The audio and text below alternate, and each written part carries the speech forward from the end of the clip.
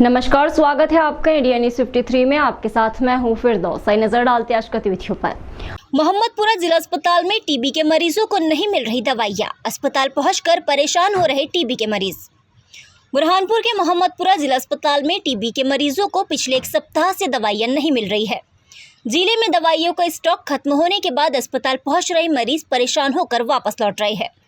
स्वास्थ्य विभाग के अफसरों से शिकायत करने के बाद भी जिले में टीबी की दवाइयां नहीं पहुंच रही है।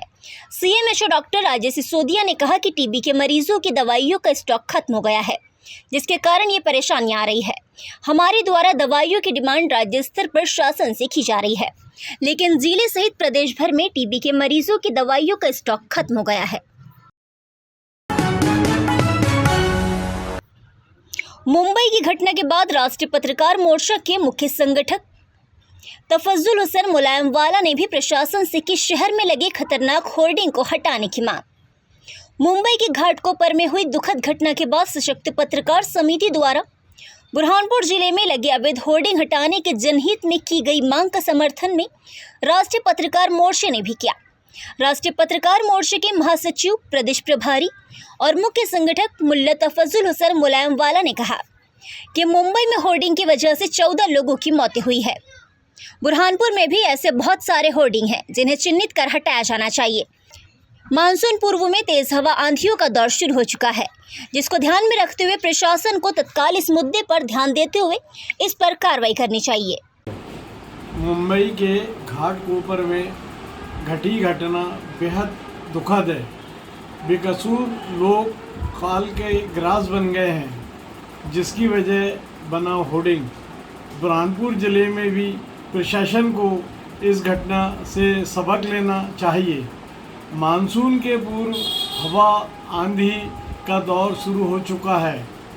ज़िले भर में अवैध होर्डिंग पर तत्काल कार्रवाई करना चाहिए, जिससे समय रहते जनहित में जनहानि से बचा जा सके। राष्ट्रीय पत्रकार मोर्चा और सभी साथीगण सशक्त पत्रकार समिति द्वारा उठाई गई मांग का समर्थन करते हैं। जनहित में हम सब मिलकर मांग करते हैं कि अवैध होर्डिंग हटाए जाए। इस दुखद घटना में हम उनके लिए श्रद्धांजलि अर्पित करते हैं जो बेकसूर 14 लोग मारे गए, और साथ ही हम उनके लिए दुआ करते हैं जो घायल हैं, जो अस्पताल में भर्ती हैं, उनको ऊपर वाला जल्द से जल्द ठीक करे, यह हमारी दुआ है। और हम उनके परिवार को सांत्वना देते हैं और उनके लिए दुआ करते हैं कि भगवान उनको शक्ति। हज यात्रा पर जाने वाले हज यात्रियों को दिया प्रशिक्षण। भोपाल शहर काजी जामा मस्जिद पेश इमाम ने समझाया हज करने का तरीका। बुरहानपुर के दाऊदपुरा वार्ड में शाही जामा मस्जिद के पेश इमाम सैयद इकरामुल्लाह बुखारी साहब के निवास पर जिले से इस साल हज यात्रा पर जाने वाले हज यात्रियों के लिए 2 दिवसीय हज तरबियती कैंप का आयोजन किया गया। पहले दिन बुधवार को भोपाल शहर काजी सैयद मुश्ताक अली नदवी और शाही जामा मस्जिद के पेश इमाम इकरामुल्लाह बुखारी साहब ने हज का महत्व समझाते हुए हज करने का तरीका भी बताया।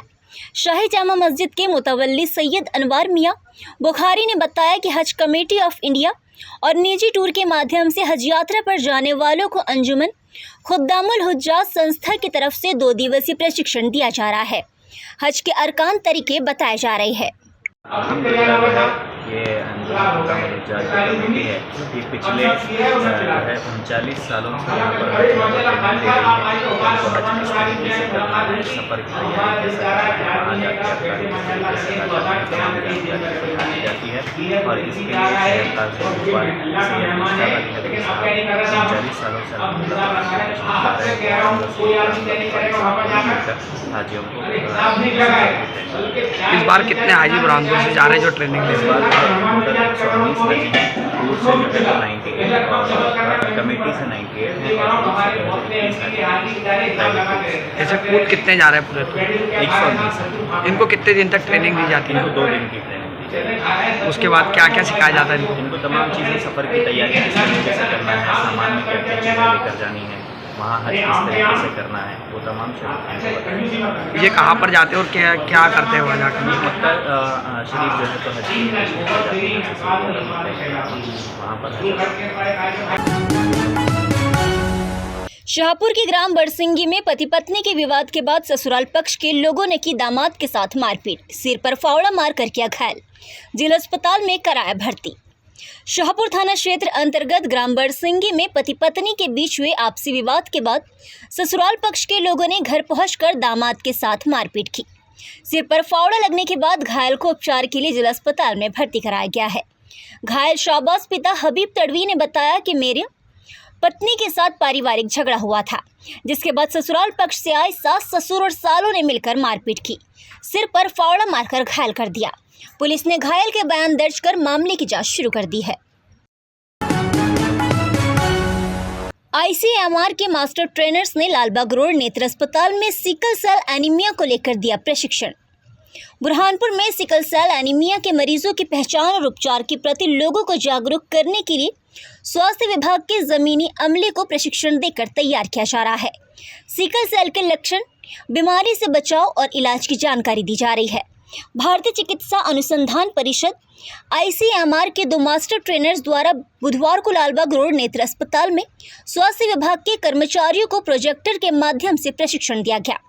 सिकल सेल एनीमिया से बचाव और इलाज के संबंध में जानकारी दी गई। किया जा रहा है और इसमें हम देखिए थ्योरी पार्ट भी बता रहे हैं और सिकल के बारे में कैसे जांच की जाती है और सिकल सेल एनीमिया कैसे होता है। जैसे कि प्रधानमंत्री मोदी जी का एक उन्मूलन है कि इसको 2047 तक क्या करना है, एलिमिनेट करना है। तो इस बारे में हम आए हैं ICMR से, जो राष्ट्रीय जनजाति स्वास्थ्य अनुसंधान संस्था है जबलपुर से, और हम जिनके अंडर में उनका नाम है doctor Ravindra Kumar sir, scientist C, जिसके सानिध्य में हम यहाँ पर आके प्रशिक्षण दे रहे हैं। ये 2 दिवसीय प्रशिक्षण है, जिसमें हमने क्या इंक्लूड किया, पहले हमने ट्राइबल ब्लॉक्स भी इंक्लूड किए थे, अब हमने नॉन ट्राइबल ब्लॉक को भी इंक्लूड कर लिया है।